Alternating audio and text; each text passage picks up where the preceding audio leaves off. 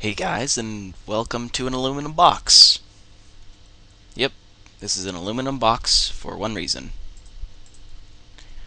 As you know, there was a little derp with the footage in the fourth video of Tekkit, and this is the makeup video, so that I can show you exactly what I did. And though aluminum is from a Galacticraft, that is not what I'm about to show.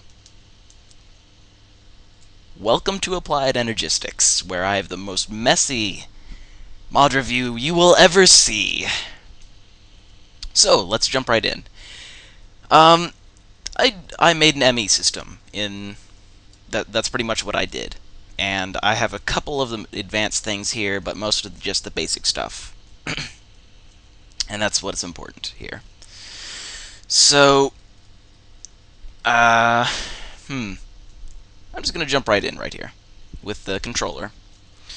So the controller is what you need to actually make the ME system, and actually let me turn that off really quick. Okay, you need 4 flux crystals, a advanced processor, which, by the way, this is the... no, that's the alternate recipe. This is the recipe. You smelt this, and you get this. It's the same as that with a diamond, and I'll get into that in a moment. Now, you take... and these are like this. It's not that hard. So, this is your... this is like your CPU. Yeah, this is like the CPU without a hard drive, where you don't have any memory storage. You just have like the ability to run a program or something to that effect. That's what that is, and 4 iron, 4 flux crystals, and an advanced processor. And this is also a grindstone where you can get some Certus quartz dust, and you have a crank. It's pretty funny. Anyway. The next thing is like your hard drive. This is what stores your information and lets you store information. That's pretty much what it is.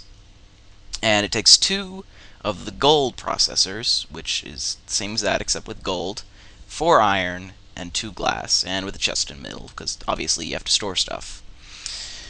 Now to make all of this, you would have to make first the raw processors, which you have to smelt to make one of these, which this is for this, which then you make into this, which you put in there, which stores your items. And the storage rate is 1 item is worth 1/4 of a byte, which is kind of weird. Now these are ME cables. They're a bit like the wiring in your computer. And the flux dust that you have in them, it's pretty easy to make. Nothing too major, except you have to go to the nether first. It's a bit like the wiring in your computer. There's not really much to it. So, and this is what you link your everything together with, unless you just have them side by side like that, which I'll get over to in a minute.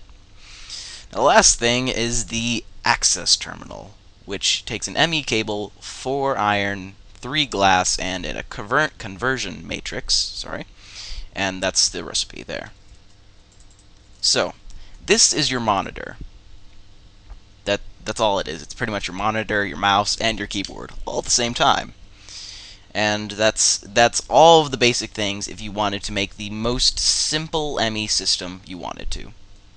And this is really what it would look like if you just had it all in here. Ignore the creative cell, or ignore the access point, and ignore the pattern encoder. It would just be the ME controller, the ME access terminal, and an ME drive, which you would have one drive in, and that's what you do with it. And these are all the basic materials you would need. Silicon is made by smelting either Certus quartz dust or nether quartz dust. I probably should have went over that earlier, but that's okay. Alright, so and I also have the recipes for this over here. And this is a flux pearl, which I'll get to in a minute, because that is in the advanced machinery. Alright, so you have a bunch of types of things to change what's in your drives with. You can either just manually take things out like this. Oh, I want my ME cables, so just go place them down. You can do that, or you can take your... you can get a what's it called? I'm sorry, I'm forgetting what they're called. You can get okay, the buses, the import buses and the export buses. These are special because there's two ways you use them. The export bus is highly different from the import bus, and these are specialized at doing some things. So the import bus is basic. All you have to do is put in whatever you want to insert, and there you go. Once it updates, it'll carry it into there. Note that that has 64 in it now. Now the export bus, you have to actually tell it what it wants to export. So you put, let's say, the redstone thruster in there, and it should start pulsing with the light. And there you go. Oh wow, that goes very fast. I don't want to use them all up. that was unexpectedly fast, but that's okay. So the fuzzy ones are like sorting things. They'll let you import things that are above or below a certain damage value. Like, let's say your pickaxe has one use left in it, and you don't want it to import. It have to be at match any for it to actually put it into the system, or export it out of the system, for that matter, with the fuzzy export bus. And you can also tell it to move stacks, and whether it should import or export on redstone pulses with a signal like that. So this thing also, you kind of tell it what to do. So if I do that, it should... oh,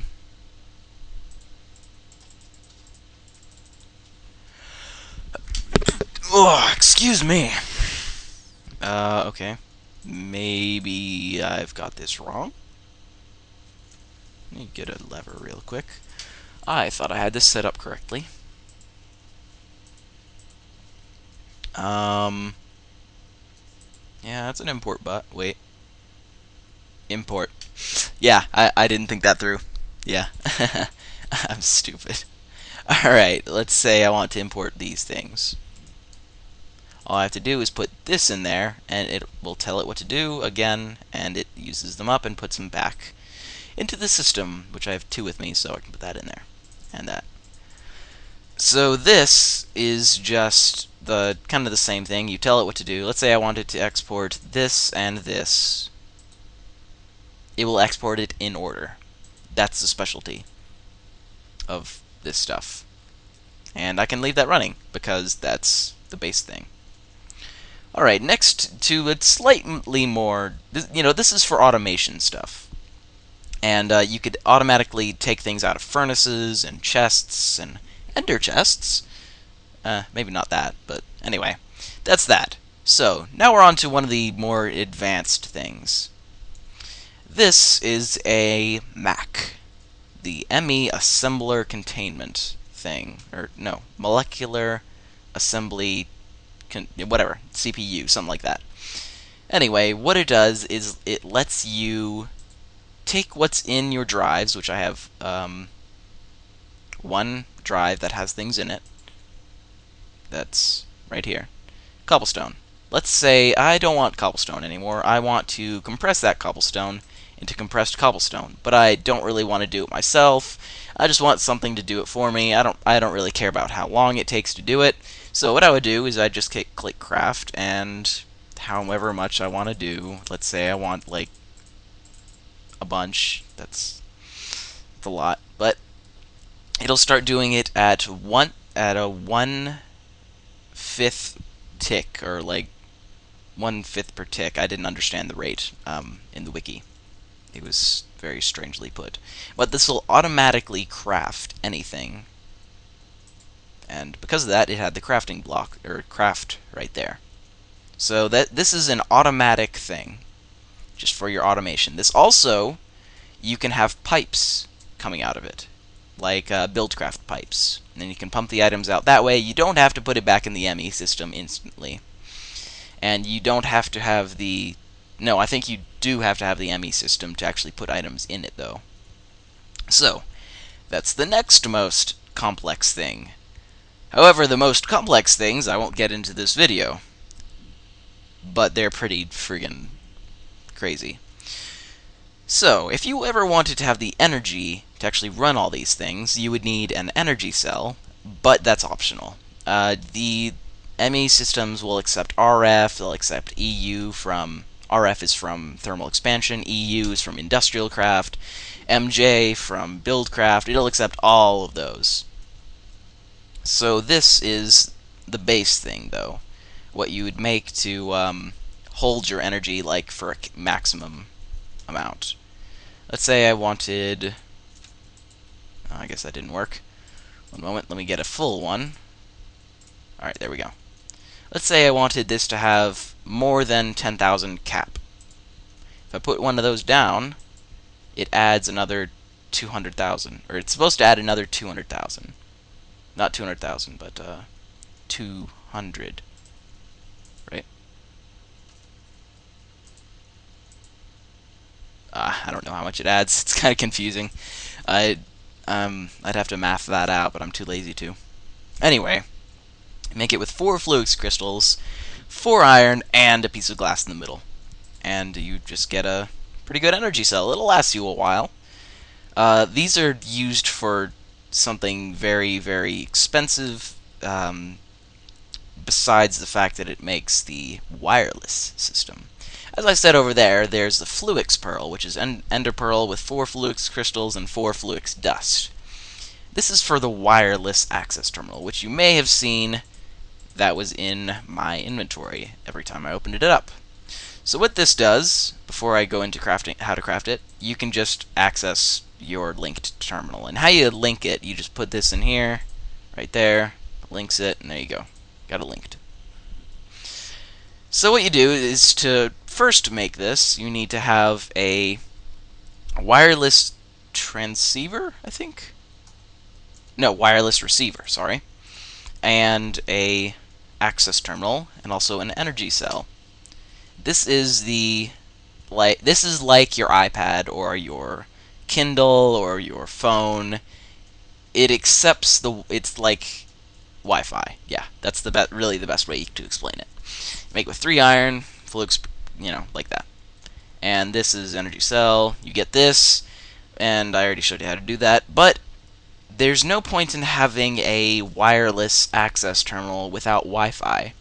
So how you make the Wi-Fi is you get an access point, which is another receiver, 4 iron, an ME cable, and 3 glass. This is like your router. It generates the Wi-Fi signal, which doesn't actually go on for too long. It can be changed by 2 ways. You can either make an enhancement for it that will increase its radius by, I have no idea how much. It's right here, the wireless booster. I'll have that in my inventory just so I can show you what it does. So right now I can just sit here and access it, which is kind of pointless because it's just right there. So let's say I want to access it like on the other side of the world. It wouldn't work. There's no signal. And, I just found the range. It's probably like 20 blocks. Oh yeah, just wait a minute, and... oh. Alright, so it's like...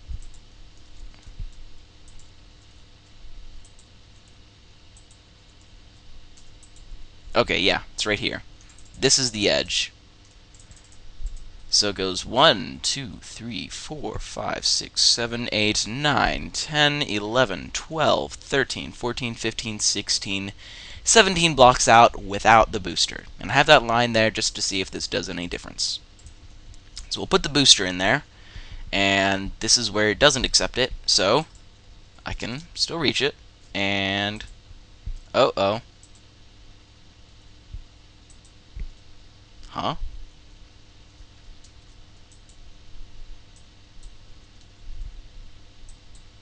Okay, that must be bugged. The booster must be bugged, because that should be enhancing the range of it with that. That's a bug. Alright then, everything has bugs. No matter. Alright, so you may have noticed when I opened this up, there's a ton more options to what you can do, but these are all the super advanced things. There's also quartz tools if you wanted to make those. There's a quartz wrench specifically for it. There are things like vibration catalyst, vibration catalyst, entropy accelerator, matter cannon, these spatial clusters. These, oh, you know what? I just thought about this right now. What's the use in having it craft without knowing what to craft? Which, I wonder how far it's gone. It's still going. So let's say I want something to actually know how to craft it, because it needs to know how before it can actually do it. So I wanted compressed cobblestone, you get a blank pattern, and I just failed.